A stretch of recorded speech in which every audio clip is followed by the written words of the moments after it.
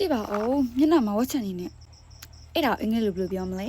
မင်္ဂလာပါ English with Esther Channel ကနေကြိုဆိုပါရစေဒီနေ့မှာတော့ Esther ကမျက်နှာမှာထွက်လာတဲ့ဝတ်ချန်တွေအဖူပိတ်တွေနဲ့ကိုယ့်ရဲ့ skin အမျိုးအစားကိုအင်္ဂလိပ်လိုဘယ်လိုပြပြရမလဲဆိုတာကို sharing လုပ်ပေးသွားမှာပဲဖြစ်ပါတယ်ပထမဦးဆုံးကိုယ့်ရဲ့မျက်နှာမှာထွက်လာတဲ့ဝတ်ချန်အဖူပိတ်ကိုအင်္ဂလိပ်လိုဘယ်ပြောလဲဆိုတော့ acne acne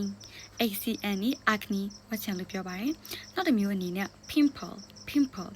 pimple လို့လည်းသုံးလို့ရပါတယ်။ကဲပြီးတော့ကိုယ့်ရဲ့မျက်နှာနေပြီးတော့ဝက်ချန်ကြီးအဖုပိတ်တွေထွက်လာတယ်ဆိုရင်အင်္ဂလိပ်လိုဘယ်လိုပြောလဲဆိုတော့ breakout ကိုယ့်ရဲ့မျက်နှာနေအဖုပိတ်တွေဝက်ချန်တွေထွက်လာတယ်ဆိုရင် breakout လို့သုံးလို့ရပါတယ်။နောက်တစ်ခုအနေနဲ့ကိုယ့်ရဲ့အသားရည်ကအစီပြန်လွယ်တဲ့အသားရည်ဘာပဲလင်းလိုက်အစီတအားပြန်လွယ်ရဆိုလို့ရှိရင်တော့ oily skin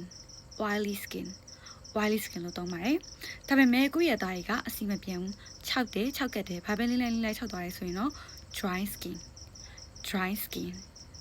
လို့သုံးပါတယ်။နောက်တစ်ခုအနေနဲ့ဝက်ချန်ပေါက်ပြီးတဲ့နောက်ကိုယ့်ရဲ့မျက်နှာပေါ်မှာအမာရွတ်တွေကျန်ခဲ့မယ်ဆိုရင်တော့အဲ့ဒီအမာရွတ်တွေကို acne scars လို့သုံးပါတယ်။ကဲအခုခုနကစလုံးလေးတွေသုံးပြီးတော့စမ်းတက်လေးလုပ်ကြည့်ကြမယ်။ငါ့ရဲ့မျက်နှာပေါ်မှာဝက်ချန်ရှိတယ်ဆိုရင် I have acne on my face ငါ့ရဲ့မျက်နှာပေါ်မှာဝက်ချန်ရှိရဲ့နောက်တစ်မျိုးအနေနဲ့မျက်နှာပေါ်မှာရှိတဲ့ဝက်ချန်ကိုမဖောက်သင့်ဘူးဆိုရင် you shouldn't put your pimples ပြီးတော့နောက်ဆုံးတစ်ခုအနေနဲ့ဒီရက်တွေမှာငါ့ရဲ့မျက်နှာမှာဝက်ချန်တွေထွက်နေရဆိုရင်